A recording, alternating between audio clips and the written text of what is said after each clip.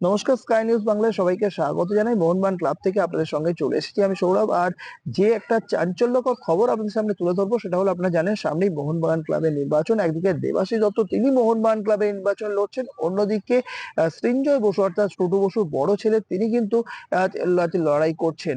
সুতরাং এখানে একটা আজকে দেবাশিস দত্ত একটা চাঞ্চল্যকর অভিযোগ আনলেন যে সৃঞ্জয় বসুর বিরুদ্ধে। সেটা হলো যে সৃঞ্জয় বসু একটি সংবাদপত্র চালান, সেই সংবাদপত্রে আজকে একটি খবর প্রকাশিত হয়েছে যেখানে বলা হয়েছে রাজ্যের শাসক দল অর্থাৎ তৃণমূল কংগ্রেসের নেতা মন্ত্রীদের মধ্যেই নাকি বিভাজন তৈরি হচ্ছে, বিভেদ তৈরি হচ্ছে, অর্থাৎ রাজ্যের শাসক দল নাকি ভেঙে যাচ্ছে। অর্থাৎ তৃণমূল কংগ্রেসে কিছু নেতা মন্ত্রী দেবাশিস দত্তরের প্রচার করছে, কিছু নেতা মন্ত্রীরা প্রচার করছেন সৃঞ্জয় বসু হয়ে, এবং তার ফলে তৃণমূল কংগ্রেস নাকি দ্বিধা মধ্যেই একটা দ্বন্দ্ব, বিভাজন, বিভেদ তৈরি হচ্ছে তৃণমূল কংগ্রেসের মধ্যে, এমন একটা কিন্তু চাঞ্চল্যকর অভিযোগ তিনি কিন্তু করেছেন, যেটা কিন্তু কখনোই কাম্য নয় এবং এটা অত্যন্ত নিন্দনীয় বিষয়, যেটা এর বিরুদ্ধে আইনত নোটিশ দিতে চলেছেন দেবাশিস দত্ত। সৃঞ্জয় বসুর যে সংবাদপত্র, সেই সংবাদপত্রের চিফ এডিটরের বিরুদ্ধে আইনত লিগাল নোটিশ তিনি কিন্তু পাঠাতে চলেছেন। এবং পাশাপাশি মোহনবাগান ক্লাবকে যে কালিমালিপ্ত করা হচ্ছে, মোহনবাগান ক্লাবের মধ্যেই ক্লাবকে অপমানিত করা হচ্ছে, এমনও কিন্তু তিনি অভিযোগ করেছেন। সব মিলে আজকে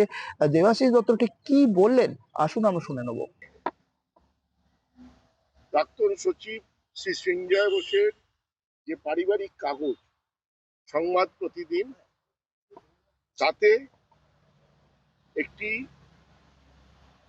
অত্যন্ত ভুল তথ্য দিয়ে একটি সংবাদ প্রতিবেদন হয় মোহনবাগান ইলেকশন নিয়ে, এবং যার এগেনস্টে আমি একটু পরেই লিগাল নোটিশ পাঠাচ্ছি সংবাদ প্রতিদিনের চিফ এডিটরকে।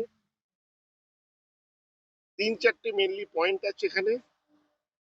একটা হচ্ছে, আমাদের মাননীয় মুখ্যমন্ত্রী শ্রীমতী মমতা বন্দ্যোপাধ্যায় নেতৃত্বে যেভাবে এই সরকার এবং এই পার্টি তৃণমূল কংগ্রেস সাধারণের জন্য কাঁধে কাঁধ দিয়ে একসঙ্গে তাদের নেতা মন্ত্রীরা লড়াই করে, সেখানে তাদের মধ্যে ডিভিশন দেখানো হয়েছে, তাদের মধ্যে বিভেদ দেখানো হয়েছে, এবং এই করে টিএমসি পার্টিকে টেন্টেড করা হয়েছে।